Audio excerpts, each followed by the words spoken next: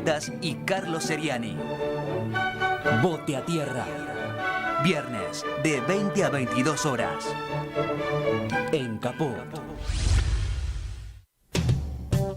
Radiocaput.com. Estás conectado. Estás en Caput. Nosotros, los otros. Un espacio de resistencia contra la discriminación, la xenofobia y la desigualdad.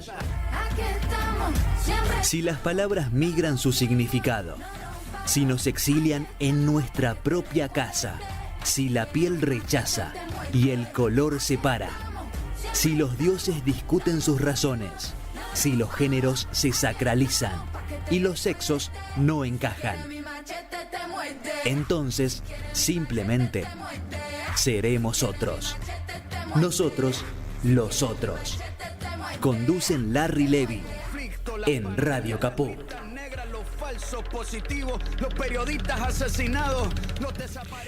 En verdad, el abanico de temas a los que apuntamos hoy representan un nudo complejo y difícil de desatar con solo la mirada periodística. Sin embargo, el nexo entre la academia y la prensa, la comunicación o la divulgación se convierte en un vínculo necesario y vital para comprender los fenómenos sociales.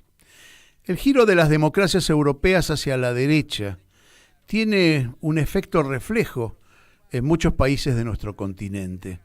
La construcción de los otros, los que vienen a ocupar nuestros lugares, nuestras calles, nuestros hospitales y escuelas, es un discurso que aviva una paradoja inconsistente y casi ridícula.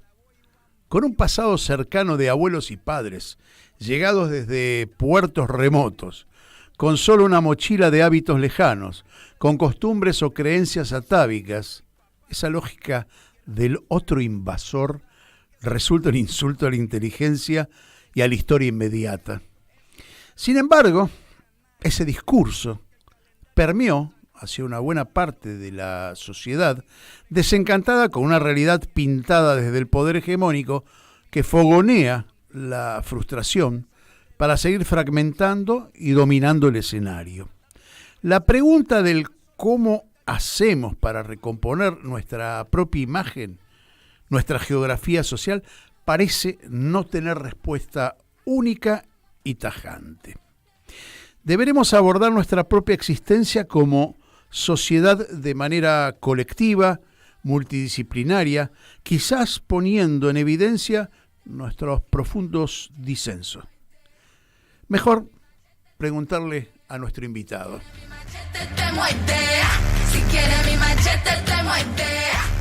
Y nuestro invitado es Daniel Feinstein. Gracias por venir, Daniel. Gracias a vos, Larry. Daniel es sociólogo, doctor en sociología, investigador en CONICET y no sé cuántas otras cosas más que hoy voy a obviarlas, no porque en desmedro de mi invitado, sino para no perder tiempo, porque les confieso que hace varios meses, por lo menos un semestre, que vengo persiguiéndolo, pero bueno, en este horario daba clase y bueno, lo disculpaba el hecho de dar clase y no llegar aquí a los estudios de Radio Caput. Gracias en serio por venir, porque yo sé que sos un tipo que está muy ocupado. Estábamos hablando antes de entrar al aire de todos los proyectos que aborda él, su gente, la investigación, que son realmente interesantes y relacionados con un tema que está ahí como candente todo el tiempo. Y hoy justamente hablábamos de África en el programa de esta mañana que hacemos también aquí en Caput con Hugo Gullman, y hablamos un poco de lo que significa África como genocidio, etcétera, etcétera, y Daniel es un especialista. Pero hoy lo convoqué porque él reeditó un libro, el título lo vas a dar vos, pero tiene que ver con el enano fascista, la construcción de ese instrumento que parece manejado desde la oscuridad, el silencio, para seguir manejando. Pero bueno, los resortes los va a explicar él, no yo, que que apenas estoy preocupado, pero no comprendo hasta el final cómo es eso del enano fascista. Aparte para no caer en la discriminación, ¿no? Porque parece que el enano fascista es una anomalía de alguien que es enano y bueno, el INADI va a caer sobre mí. Daniel, nuevamente gracias por estar acá. ¿Y qué es el enano fascista? No, gracias a vos, Larry. No, el libro, el título es La construcción del enano fascista, donde justamente el elemento fundamental es la idea de construcción. El subtítulo es Los usos del odio como estrategia política en Argentina. Y la idea era tomar la metáfora que crea Oriana Fallaci ahí hacia el final de la última dictadura, cuando decía: todos los argentinos tenemos un enano fascista dentro, o tienen, ya lo decía de afuera, tienen un enano fascista dentro, y la recupera mucho Alfonsín, esa metáfora, y poder retomar la idea de, primero, que no es que sean los argentinos, o seamos los argentinos, sino que es algo que la posibilidad del fascismo anida en cada uno de nosotros, pero a su vez que es una construcción, porque la idea del enano sería como algo que está siempre ahí, digamos, lo toma incluso de esa idea benjaminiana de que hay un enano que maneja los hilos, claro. Los hilos, y justamente la idea de construcción era decir, sí, todos podemos como azuzar sentimientos en nosotros que tienen que ver con esta capacidad de manipulación del odio, pero eso implica un proceso de construcción. Entonces, la primera edición del libro fue en 2009. 2019. Y lo reeditaste el año pasado. Lo reedité este año. Este año. Sí, Yo estaba leyendo una nota, no sé si creo que fue en página 12, donde alguien te pregunta, ¿no? Es decir, y vos respondes que casi todos los pronósticos del 2019 se fueron dando en estos últimos años. Por eso es... Tu preocupación inicial en el libro, digamos, inicial, el primero, la primera edición, vos expresás muchas preocupaciones de cosas que podrían sucederse y que se están sucediendo finalmente. Tal cual, por eso decidió la editorial, dijo hay que reeditarlo, porque era, incluso quería, bueno, cambiémoslo, hagamos un nuevo libro, una nueva versión. La verdad que lo empezamos a revisar y salvo la inclusión de algunos ejemplos con todo lo que ha implicado este movimiento de Milei, que en 2019 no existía, pero es muy menor, porque como el eje no era ponerle nombre, el eje era ver ciertos procesos, la verdad que se aceleraron mucho por varios motivos. Primero, porque no hubo ninguna reacción a eso que estaba pasando. Yo saco el libro porque lo que me empieza a preocupar es un giro que veo a partir de 2017. ¿Sí? O sea, yo creo que ese es el punto de quiebre, que va a tener que ver con la desaparición de Santiago Maldonado, pero no tanto con el hecho de la desaparición, sino con la no respuesta. Exacto, no solo no respuesta, sino una respuesta que es peor que una no respuesta, y que eso sí es novedoso, porque Argentina tiene bastantes desaparecidos desde el fin de la dictadura, o sea, desaparecidos en democracia, previos a Santiago Maldonado. Tiene toda una lista en un libro hermoso de Adriana Meyer que se llama Desaparecer en democracia, donde se intenta compilar, y son centenares de casos. Ahora, lo de Santiago Maldonado tuvo una diferencia con los demás, que es que desde el poder político se legitimara ese proceso represivo y se deslegitimara el reclamo al punto de perseguirlo. Yo no sé si recordás o si recuerdan los oyentes, pero fue ese momento en la segunda mitad de 2017, Santiago desaparece a comienzos de agosto, y hacia fines de agosto, septiembre es cuando comienza, por un lado, una respuesta muy interesante de la sociedad, particularmente en el ámbito educativo, en el ámbito de salud, y entonces comienza toda una política de abrir un 0800 denuncia al docente que saca el tema de Santiago Maldonado en clase, y la iniciación de sumarios, la persecución de esos docentes, y lo mismo en otros ámbitos públicos, y un discurso muy duro por parte de la que era en ese momento ministra de Seguridad y hoy precandidata a presidenta de la Nación, Patricia Bullrich, no voy a tirar a un gendarme por la ventana, debe estar con los mapuches de la rama escondido. No, y aparte apareció en muchos lugares. Y además del esto, país, ¿no? Claro, en una Entre Ríos, lógica mediática que en todos lados aparecía. Y entonces esto sí fue una novedad, porque se parecía a la reacción ante los desaparecidos en dictadura y no había pasado nada así. Lo único que sería un poquito homologable, pero duró 2 días, fue Aníbal Fernández diciendo que Julio López se fue a tomar el té con la tía, que la verdad que eso tenía una gravedad enorme, pero un rápido retroceso más allá de la gravedad del hecho. En el caso de Santiago, no. Y entonces eso empieza a habilitar una cantidad de cuestiones en los medios, en la estructura política, que va a implicar, a mi modo de ver, incluso un cambio de la alianza que en ese momento era Cambiemos, realmente una transformación, ¿no? O sea, de una fuerza que se planteaba como esa derecha moderna, con la asesoría de Durán Barba, los globos amarillos, más allá de que uno le pueda gustar o no, en una fuerza ya mucho más, donde se comenzaba a volver un poco más hegemónico otro tipo de discurso, que es esta manipulación del odio. Y el libro lo que trata de entender es decir, identificarlo por un lado, pero después decir, bueno, ¿qué sufrimientos reales hay en la sociedad a los que no se está dando respuesta, que son los que generan que esto pueda crecer? Era como decir, está apareciendo algo, es algo distinto a lo que hemos conocido en nuestro país, no es una dictadura, no es lo que vivimos en la dictadura, no es un genocidio, es otra cosa, es el fascismo. Nosotros no hemos conocido como práctica hegemónica el fascismo en la Argentina. Entonces era decir, bueno, cuidado, está apareciendo algo nuevo, prestemos atención y entender por qué y qué está pasando. Y el problema es que de ahí a acá, o sea, desde ese 2019, desde 2017 que lo veo, 2018 que lo escribo, 2019 que se publica, al 2023, como no se hizo nada, eso, y además se cruzó en el medio de la pandemia. ¿Qué significa no se hizo nada? Vamos un poquito también a despejar, o para entender qué es lo que se debería haber hecho y que no se hizo, o qué se hizo que fogoneó esa sensación. Yo planteaba esto, yo lo que decía es, uno cuando ve el crecimiento del fascismo puede tener miradas más o menos productivas. Yo creo que la que es menos productiva es la que se focaliza en lo que hacen los fascistas. Entonces una mirada muy fácil, porque, mire, hicieron tal cosa, está bien, en el libro está también, pero como que esa es en un punto es muy limitada.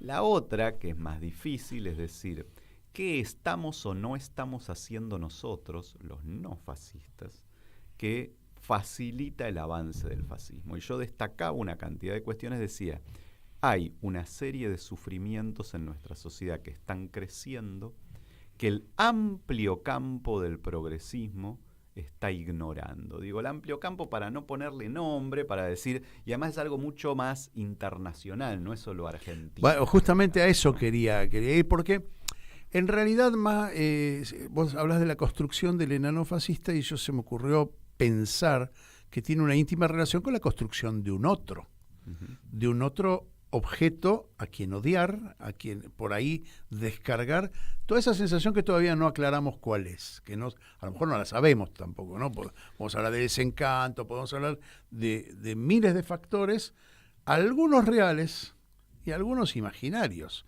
porque estoy seguro que en el imaginario de la gente también hay perspectivas que no son reales. Claro, pero el problema es que para que eso se desarrolle, para que el fascismo se desarrolle, el sufrimiento debe ser real. Ajá. Entonces, el asunto es identificar ese sufrimiento y ver qué respuestas se le están dando, porque el fascismo es una respuesta al sufrimiento muy efectiva, pero muy espantosa, que es, yo no te voy a resolver el sufrimiento, pero voy a hacer que los otros sufran también. Esto es como proyectar tu dolor, tu angustia hacia que otro la va a vos la estás pasando mal, bueno, hay otro que la está pasando mal, ¿por qué el otro no la pasa mal si vos la estás pasando mal? Entonces es muy terrible como estrategia, pero claro, eso puede ser confrontado cuando vos tenés fuerzas políticas que te dicen, no, quédate tranquilo, que yo no te estoy proponiendo proyectar tu sufrimiento, sino que yo voy a resolver tu sufrimiento. Ahora, si las otras fuerzas políticas o ignoran tu sufrimiento, dicen no te pasa lo que te está pasando. Entonces, lo que vos decís que te pasa no te pasa, no tenés ese problema. Por ejemplo, te lo digo de modo más bien concreto, ¿no? O sea, vos tenés una población que te está diciendo, a mí me está destrozando el salario la inflación, siento una transformación bastante fuerte de la situación de seguridad en mi vida cotidiana, en particular en barrios populares. Siento que avanza el narcotráfico en determinados sectores del país y veo transformaciones identitarias que no puedo entender y las cosas que hacía ahora no las puedo hacer más y me siento mal y no entiendo quién soy. Y si vos la respuesta que le das es, ¿sabés que todo eso no es así? A vos lo que te pasa es que la justicia de Argentina no anda bien, es decir, le tirás otro conjunto de problemas que son los tuyos, pero no los que te está planteando sectores muy importantes de la población. Eso genera mucha violencia. Sí, pero ahí déjame que ponga un elemento. Vos decís la justicia. Está claro que la justicia no funciona o funciona para una parte de la sociedad. Y es muy frustrante para un ciudadano de la calle que tenga un litigio y lo pierda porque, viste, la justicia nunca le da bola a tal cosa. Claro, y vos sos ahí... pará. Y a eso sumo un elemento que me parece muy importante, que es la prensa, que fogonea. Si es cierto que pasan cosas de inseguridad, es cierto que a mí me robaron, me entraron a mi casa a robar. Ahora, yo no lo paso 24 horas al día para que se multiplique el efecto de desesperación. Insisto, Larry, esa es la respuesta fácil. Y esa es la respuesta que yo creo que alimenta el fascismo. Ajá. Cuando vos, en lugar de escuchar, hacer lugar y tratar de responder, ignorás o despreciás el sufrimiento del otro. Entonces, si vos al otro lo que le decís es, tu problema es la justicia, y él te está diciendo, no es que no sea su problema, pero él está diciendo, en todo caso no es mi problema prioritario, porque, por ejemplo, hay sectores de la población a los que nunca atendió la justicia. Ni ahora, ni antes, no es una opción, porque la justicia siempre fue desigual, siempre tuvo un criterio de clase. Por supuesto, ahora funciona mucho peor, es cierto, pero lo sufren determinados sectores que estaban acostumbrados a que había una justicia que podía ser una herramienta de intervención.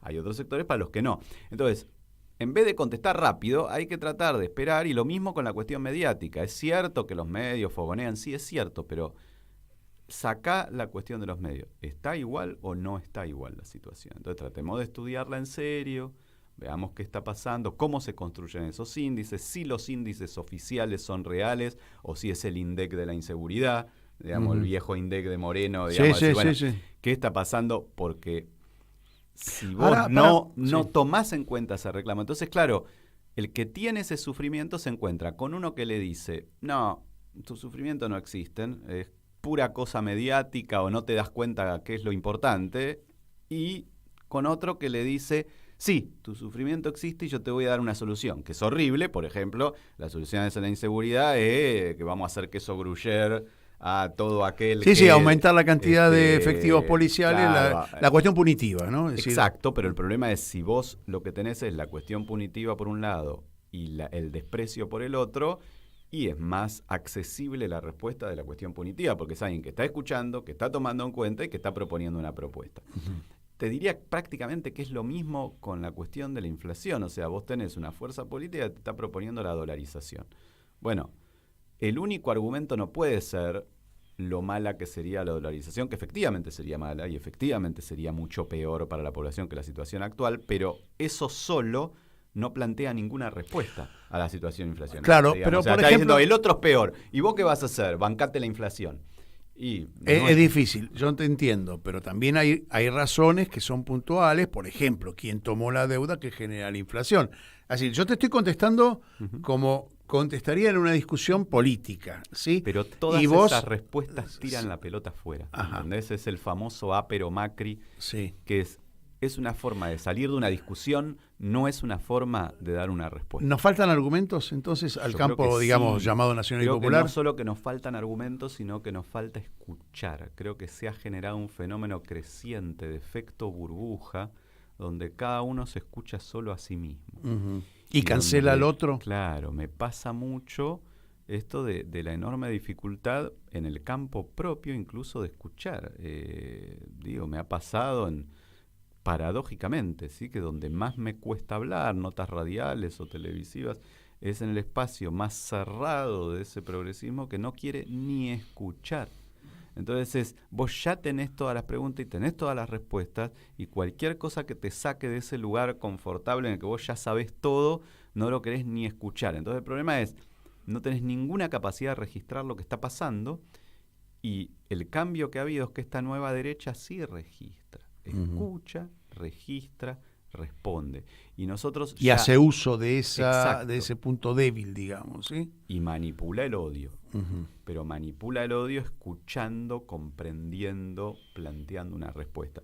Entonces, por un lado tenemos que desarmar esa manipulación del odio, pero para eso hay que escuchar, hay que saber de qué está hecho ese sufrimiento y hay que animarse a poner en duda algunas verdades consagradas. Hay que entender que hay cosas que quizás hemos hecho mal, que la realidad es dinámica, que cosas que servían en un momento hoy por ahí no sirven más. En estos micrófonos estuvo Martín Coa, supongo que lo conoces. Sí. Martín decía que le tenemos mucho miedo, lo dijo al revés, para no afectar a nadie, yo lo digo al derecho, tenemos mucho miedo al disenso. Y que nos cuesta elaborar un argumento a partir de ese disenso. Totalmente. Y aceptar el disenso y aceptar que podemos caminar juntos. No te estoy hablando, como decía un amigo hoy, del centro hacia la izquierda, todo del centro hacia la derecha, nada, y por ahí en mí existe ese preconcepto digamos, de militancia política, pero digo, bueno, dentro del ámbito de la izquierda también, digo, la izquierda, muchos la rechazan como definición, pero bueno, es la izquierda. Y no llegamos a un acuerdo. Estamos ahí peleando, ¿no? Es decir, ¿qué es izquierda? ¿Y quién la interpreta mejor?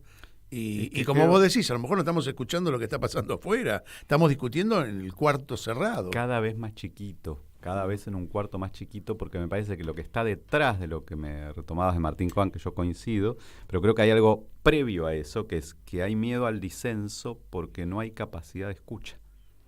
Es imposible acordar con otro desde no escuchar su argumento y no reconocer que puede haber algo de verdad en su argumento, que no quiere decir que yo le dé la razón en todo, pero que es escuchar y decir, bueno, a ver, primero trato de ponerme en tu lugar y entender lo que está diciendo, y de esto que estás diciendo, ¿no habrá algo de verdad? Te digo temas provocativos, pero que hay que poner sobre la mesa, ¿sí? O sea, una de las luchas más importantes que hemos tenido, yo creo que la más importante de los últimos 15 años ha sido la marea verde, la conquista de derecho de género. Perfecto, hemos logrado un montón de cosas en ese plano. También se ha generado, de pronto, que el tiempo pasa y que de pronto tenemos situaciones de sufrimiento de pibes muy chicos en su ámbito escolar, en el momento de descubrimiento de la vida sexual, que ameritan por lo menos hacer la pregunta si el scratch entre pares es la mejor metodología para trabajar algunos problemas, y sobre todo esto de pibes que no tienen la culpa de siglos de opresión de género. ¿Podemos hacer lugar a esa escucha o es el retorno del patriarcado? Hay que cerrar todo. La pregunta es si todos los oídos están cerrados, porque yo siento, y te contesto al revés, discutir con un amarillo, y esto lo decimos también nosotros, es al cohete, porque no entiende el razonamiento. Aún teniendo yo un argumento válido de explicarle, miren, tomaron un crédito, lo digo, digamos, genéricamente, ¿no? Tomaron un crédito ustedes, lo estamos pagando todos. Muchachos, entiendan, no, era crédito. Es decir, hay una negativa a escucharte del otro lado. Parece ser que esa es la dinámica que se está produciendo en este momento, que pinta oscuro hacia el futuro, porque en realidad este desentendimiento, este desencaje, esta anomalía sociológica, está preanunciando una violencia que podría ser violencia física concreta, ¿no? Bueno, se ha quebrado la famosa grieta, se ha quebrado parejas, familias, amistades, en esta incapacidad de escucha, porque es esto que decís, ya estás construyendo un universo al que llamás los amarillos, que totalmente a un montón de gente que es muy distinta, que piensa muy distinto, que apoya políticamente esa fuerza por motivos muy distintos, con distintos niveles de intensidad. Y los empujamos con nuestra negativa de... Tal cual, pero que además algunos de sus argumentos pueden ser atendibles, por un lado, y te lo dice alguien que no está de acuerdo para nada, pero digo, eso no quiere decir que yo no esté de acuerdo en general con su decisión. No es el voto, todo lo que debe dominar. No quiere decir que el 100% de lo que dicen está mal. Digo, entonces tengo que tomar algo, porque eso genera la posibilidad de diálogo. Si yo te digo, che, ¿sabés qué? En esto que me estás diciendo tenés razón, pero la conclusión a la que llegás después yo no coincido. Ahí se abre un camino de diálogo. Bueno, como a veces uno no coincide con los tiempos, pero hay que cumplirlos en la radio, vamos a ir a una pausa. Te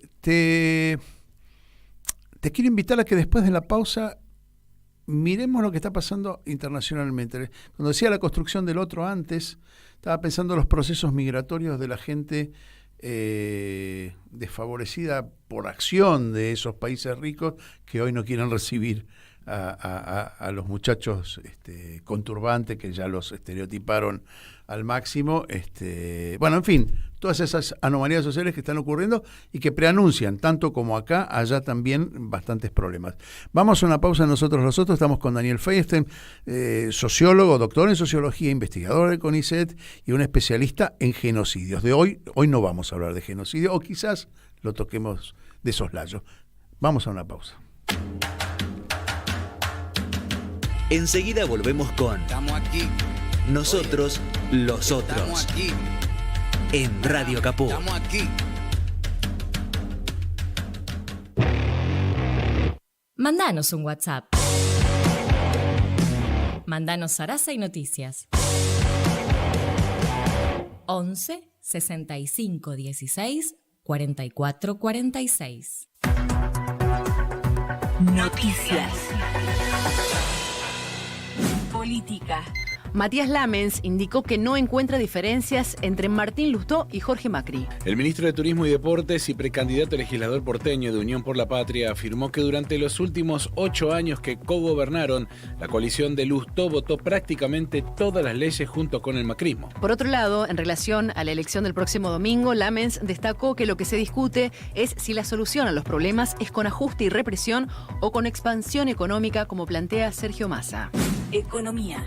Bailo destacó el acompañamiento del gobierno nacional a los productores agropecuarios. Al hacer un balance de la gestión con Telam Radio, el secretario de Agricultura, Ganadería y Pesca reclamó además a dirigentes de la oposición a no subestimar la complejidad de la situación. Vienen cumpliéndose los objetivos por el cual se tomó esta decisión, que es llegar a los 2.000 millones de dólares liquidados, digamos, en este periodo, y estamos en, si no recuerdo mal, ayer ya estábamos en 1.200 millones de dólares, cuando todavía quedan aún 3 semanas. La prórroga para las economías regionales también está funcionando bien, por lo cual los objetivos que se plantearon se están cumpliendo, con una liquidación importante en cantidad de quits, participación de productores. Deportes. Las Leonas jugarán ante Sudáfrica en la ciudad de Montehermoso. El seleccionado femenino de hockey sobre césped participará de 4 test match que se llevarán a cabo del 25 al 29 de septiembre en la flamante cancha sintética del complejo municipal de ese balneario bonaerense. En ese sentido, el secretario de Turismo, Cultura y Deporte del balneario, Franco Gentili, destacó el impacto positivo que tendrá el evento para la ciudad. Estos encuentros servirán al combinado nacional de cara a los Juegos Panamericanos de Santiago de Chile, que se desarrollarán del 20 de octubre al 5 de noviembre. Más información en telam.com.ar. Telam Digital. Información en tiempo real. En telam.com.ar. Toda la información que necesitas.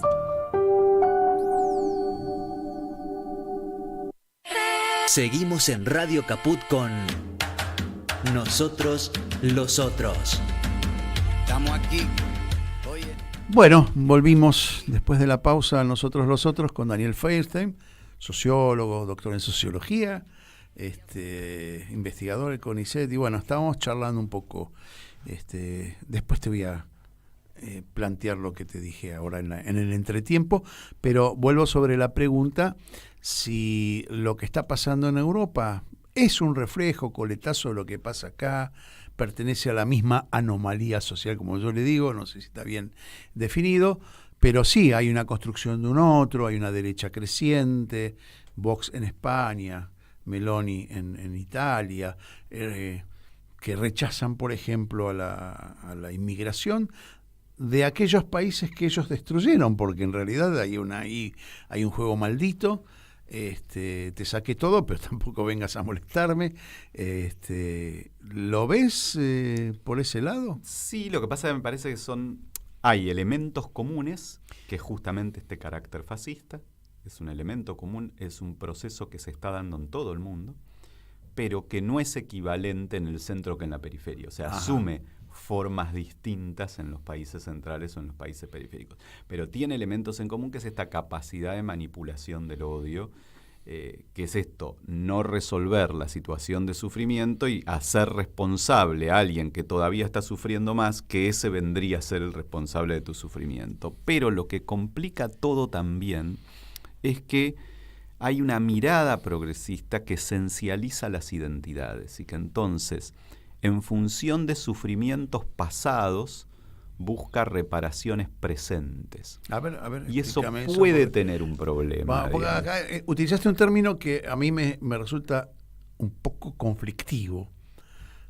que es el progresismo, ¿no? Es como que está devaluado el término, entonces recibe crítica de todos lados, como si fuese el culpable de lo que pasa. No, yo lo utilizo de una manera para dar cuenta de un campo muy amplio, porque si digo nacional y popular, hay un campo progresista que no es nacional y popular. Entonces me parece que progresismo es como el término más amplio que encontré para decir, incluyo a todos, desde el liberal de izquierda hasta el marxista dogmático, todos. Digamos, nada de la derecha, todo para este lado. Por eso progresismo, tal cual. Entonces digo, ese campo progresista me parece que es esto, ha instalado algunas verdades que son ahistóricas y que esencializan identidades. Entonces, por ejemplo, las lógicas de cuotas, que era un mecanismo discriminatorio en el siglo XVIII clásico de los estados opresivos, ahora es reivindicado como una herramienta de acción afirmativa, de liberación, y genera fenómenos de enorme injusticia, porque es esto, que vos en una sociedad, pongamos Estados Unidos, pero lo podemos pensar en la Argentina también, podemos pensarlo en Europa,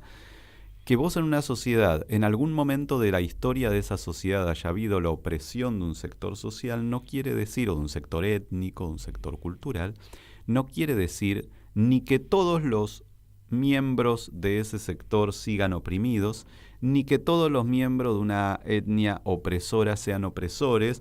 Entonces tenés ese fenómeno del white trash, de la basura blanca, que van a ser un núcleo central de votantes de Trump, que el problema es que en muchos casos están mucho peor que la población afrodescendiente o latina, pero sin embargo no tienen ninguna ayuda, porque como la ayuda no es por el sufrimiento actual, sino es por el sufrimiento pasado, es reivindicativo de tienen el color de piel erróneo, y entonces el Estado. Entonces, esto hay que poder verlo, parece que no, pero y además tampoco es cierto que un Obama sea un hijo de la opresión, ¿sí? Puede serlo o no, porque han pasado muchas generaciones, porque hay sectores afrodescendientes que se incorporaron a los estratos acomodados. ¿Son todos? No, son una minoría, pero lo que digo, su color de piel no necesariamente me dice su lugar.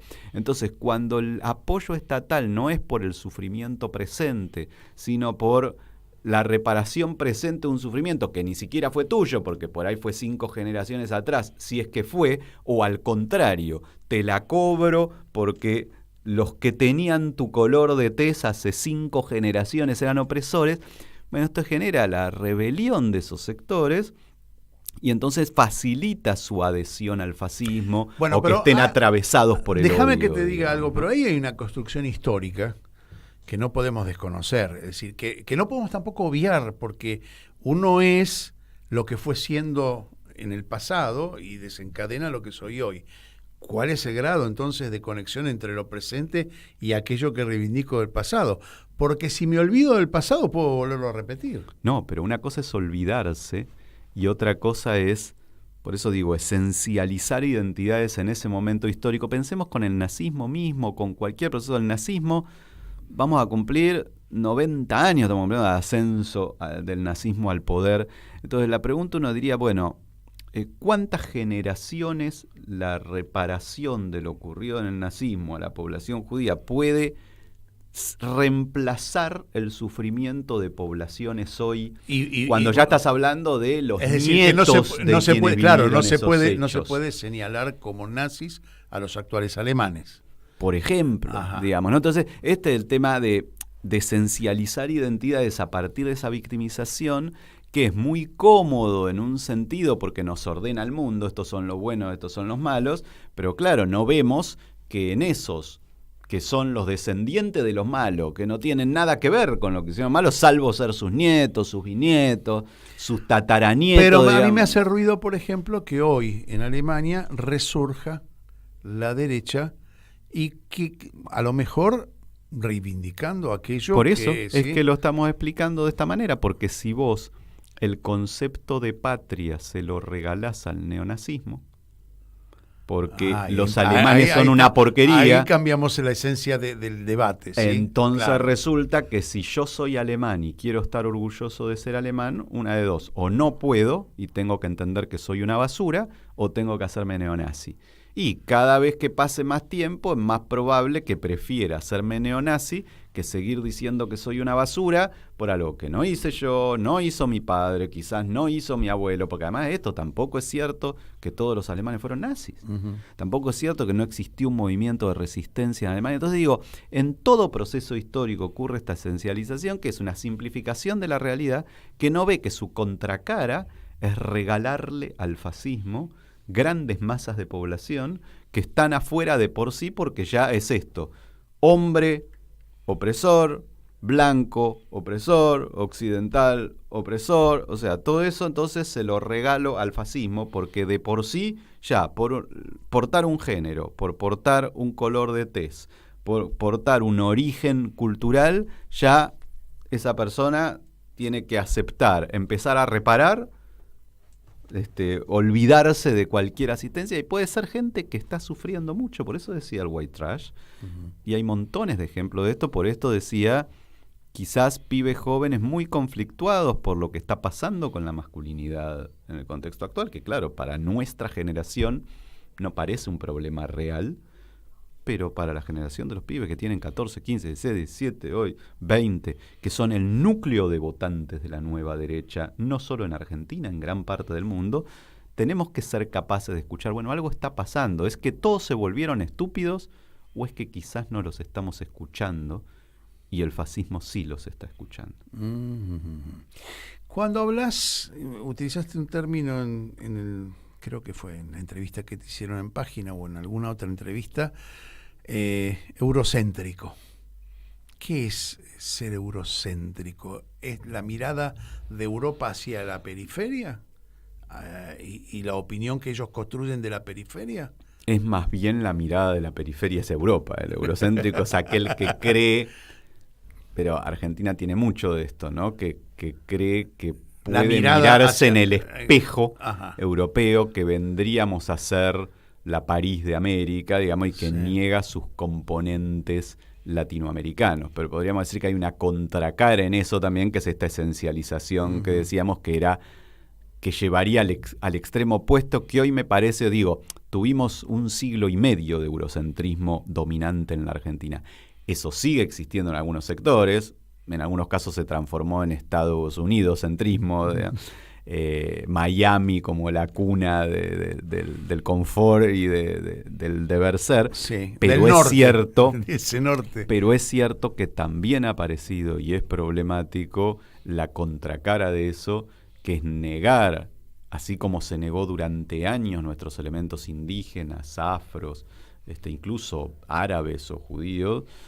Podemos vivir un proceso donde se niegue nuestros elementos europeos, se niegue la recepción de una inmigración española, italiana, que también configuró la identidad. Hoy, ¿sí?, el boliviano, el paraguayo, constituye ese otro invasor, tal yo cual, decía el al inmigrante principio, limítrofe. Y, a ver, es como insultar la memoria de mi abuelo, de tu abuelo, que vinieron de Europa o de Asia. Resulta medio... ¿Cuál es el instrumento ahí? ¿Cuál es el mecanismo que nos lleva a despreciar a alguien que constituye lo mismo que constituyeron nuestros ancestros, nuestros padres o abuelos? El fascismo es muy efectivo porque uno de los procedimientos que logra es tratar de, yo lo llamo la metáfora del colectivo lleno, digamos, ¿no? Que es, en este sentido, que es tratar de plantear que somos el último que subió al colectivo y que el problema es que suba uno más. Entonces, que en realidad no tengo que pensar en lo que pensabas 5 minutos antes. En este caso vos dirías una generación antes, que era, bueno, ¿cómo logro incorporarme a una comunidad? Necesito que me abran un espacio, que poder ser recibido, poder ser atendida a mi necesidad, sino cuando estoy ya con el pie arriba del colectivo, quiero llegar rápido, vamos, arranquemos, que no suba ninguno más. Entonces, ¿quién es el enemigo? Ese que está muy cerca, pero al que puedo ubicar un escaloncito más abajo. Entonces, eso explota. Y que pueda hacer demorar mi llegada. Esa es la manipulación del odio, porque eso explota este narcisismo de las pequeñas diferencias, digamos, en el cual paradójicamente el más ferviente fascista frente a determinados grupos, hoy los inmigrantes limítrofes o la construcción del villero, es el que está más cerca, no el que está más lejos, porque necesita diferenciarse. Entonces esto es muy interesante, el uso del término villero en la Argentina se usa como en gradaciones, para cada quien el villero siempre es el otro. Entonces para el que vive en un barrio súper acomodado debe ser el conjunto de la población argentina, más o menos, pero para los barrios medios son los barrios populares, para los barrios populares los barrios de emergencia. Dentro del barrio de emergencia una cosa es el sector que está ya conectado con el tramado urbano versus lo que es la villa profunda, digamos. Entonces, cada uno tiene su propio villero, como para decir, bueno... Hay intensidades reguladas. Exacto, lo mismo en nuestro país ocurre con el negro, digamos, ¿no? O sea, cada uno siempre es negro para el otro, entonces cada uno, siempre el negro es el otro, es el que es un poquito más negro que uno. Bueno, esta lógica funciona en muchas claves y va permitiendo esta como fragmentación social que es como la herramienta, fue la herramienta más exitosa para poder confrontar con una mirada más en términos de clase, que es la mirada que hace lugar al sufrimiento presente, la mirada de la cual no le importa qué género tenés, qué color de piel tenés, qué cultura tenés, sino en qué situación concreta estás hoy en esa estructura social, ¿no? Daniel Fayeste, estamos con muy poco tiempo para todos los temas que nos propusimos hablar y no vamos a terminar. Seguramente te voy a tener que volver a invitar, pero tira una pequeña pelotita ahí a la academia.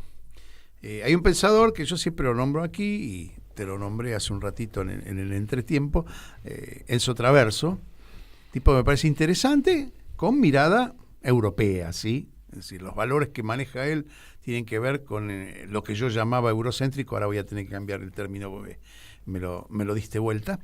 Y él dice que la intelectualidad, los hombres de pensamiento, el hombre de la academia, se ha convertido en este sistema en un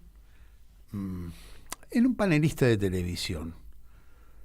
Dejó de pensar en términos de elaborar ideas posibles, aún disruptivas, aún inalcanzables en la mirada más corta, pero que podrían generar una semillita de algo, y se han convertido en un relator de la realidad con título, es decir, uno llama a la opinión en el micrófono o en la cámara de televisión al especialista, ¿sí? Pero resulta que el especialista lo único que hace es relatar la realidad. Es una mirada, ¿sí? ¿Pasa eso? Te lo pregunto como hombre de la academia.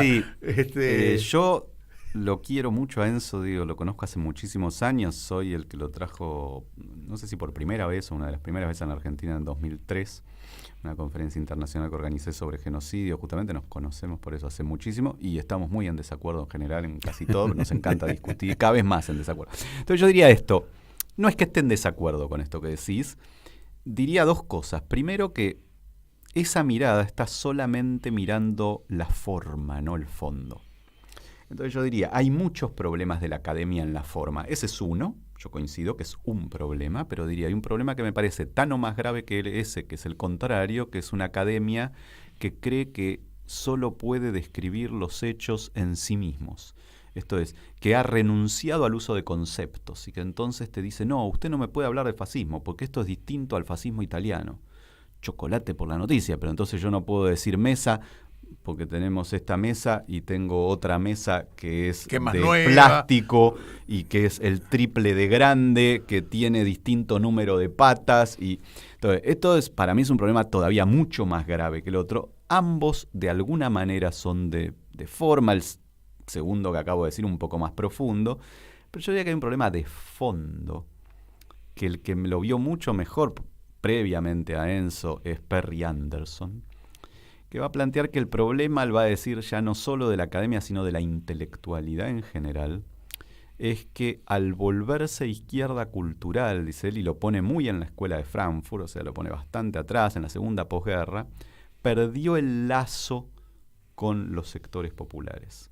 Esto es, esa idea gramsciana tan potente del intelectual orgánico se desarmó porque esa intelectualidad ya no tiene lazo, no tiene base, no tiene sector con el que articular y pensar. Y entonces se encerró en sí misma y entonces produce eso. O una academia totalmente inútil porque está encerrada en el preciosismo de describir cada hecho en sí mismo y no construye un solo concepto para pensarlos en conjunto, que es lo que nos sirve para actuar, porque el pensamiento sirve para actuar. Lo que pasa es que, claro, si no tenés con quién actuar... El pensamiento precede a la acción y... Claro, si no tenés con quién actuar, digamos, ¿para qué pensás? Y entonces también produce esto otro, el opinator, lo llamo yo a esto que dice Traverso, que, claro, como no tenés fuerza a la que articular, lo que haces es circular por los canales como experto, diciendo, pasó tal cosa, pasó tal cosa, pasó tal cosa, pero vos, ¿a quién representás? ¿En nombre de qué es tu análisis? ¿Con quién chequeas esa tu distancia información? esa distancia que planteaste me hizo acordar a algo vernáculo. Carta Abierta. Los miembros de Carta Abierta los veías marchando con nosotros en la calle.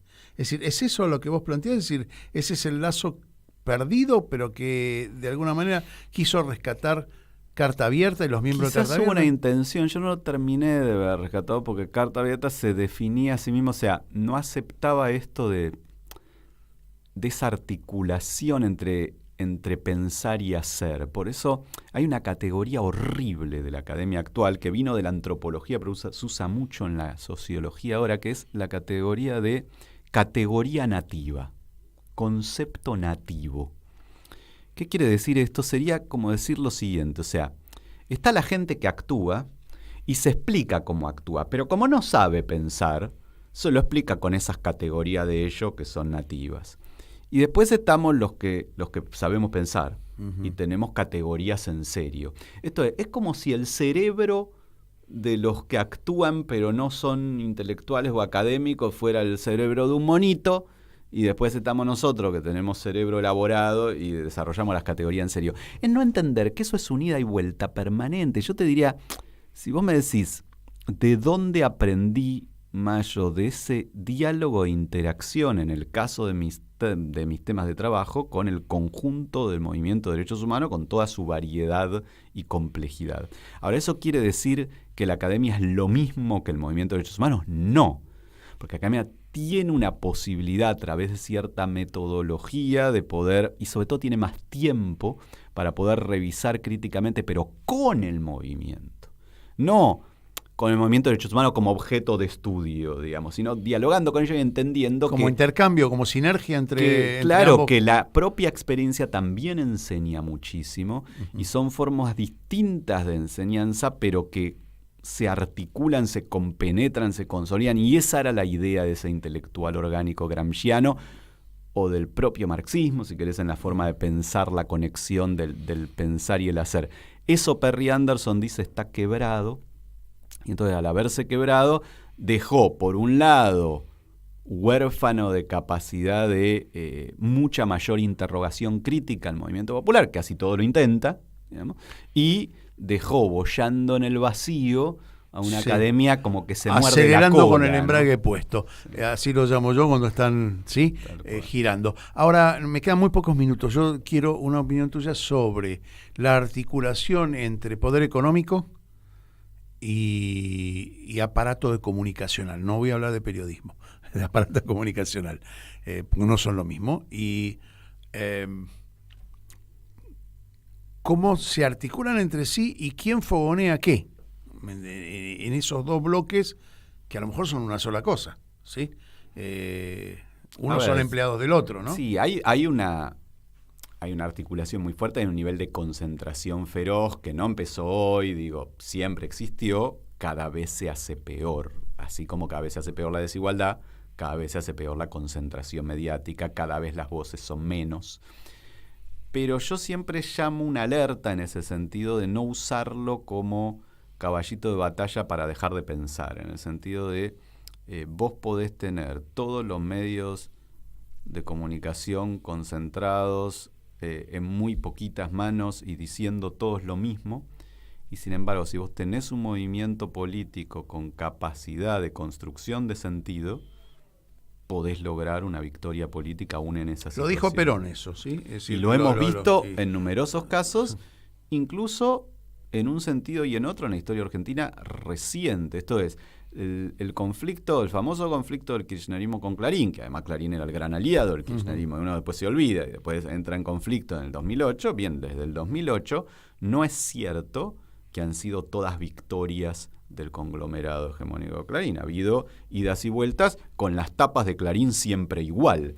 Ha habido un momento de un 54% de votantes kirchneristas en el 2011. Esto es 3 años después de una ofensiva feroz mediática. Entonces, a mí me preocupa mucho esas explicaciones que para explicar cómo el kirchnerismo pasa del 54 al 36 entre 2011 y 2015, dice, el problema son las tapas de Clarín. Y uno dice, bueno, las tapas de Clarín existían antes, habría que mirar otras variables, digamos, ¿no? O sea, que es la excusa para no interrogarse a sí mismo y para no decir 18 puntos en 4 años están hablando de una serie de problemas importantes, digamos. O sea, la cuestión de lo mediático sirve mucho como excusa para no pensar. Entonces, que no quiere decir, por eso, a tu pregunta, que no quiere decir que no exista, que no quiere decir que no haya una concentración mediática, no quiere decir que sea muy difícil disputar ese espacio. Pero me parece que la disputa de fondo no es esa, sino la disputa por el sentido.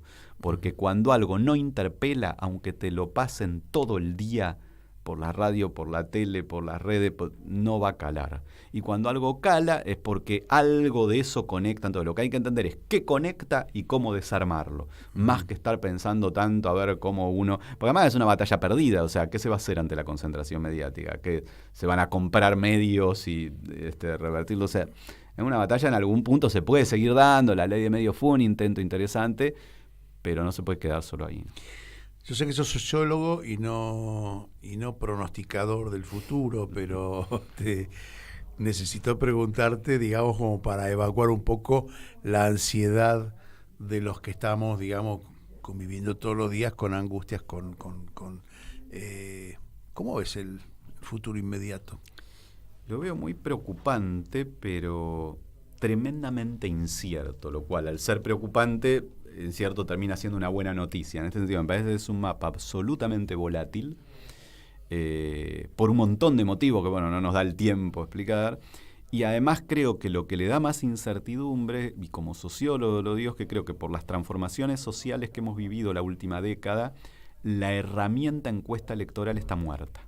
Y esto es lo que nos muestra no solo el fracaso de los encuestadores durante las últimas elecciones, sino además lo que pasa en la elección actual, que vos tenés distintas encuestas que dan unas diferencias inexplicables. Esto se explica fundamentalmente porque el sesgo de los que sí responden una encuesta, por el modo que sea, es muy alto.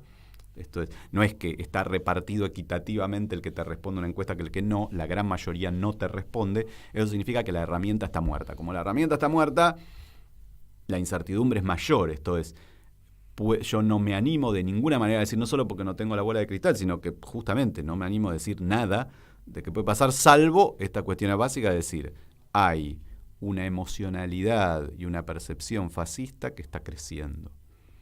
¿Cuánto? No sabemos. ¿Y algunos dicen, está creciendo, es 1/3 de la población, otros te dicen, no va a superar el 8 o el 10.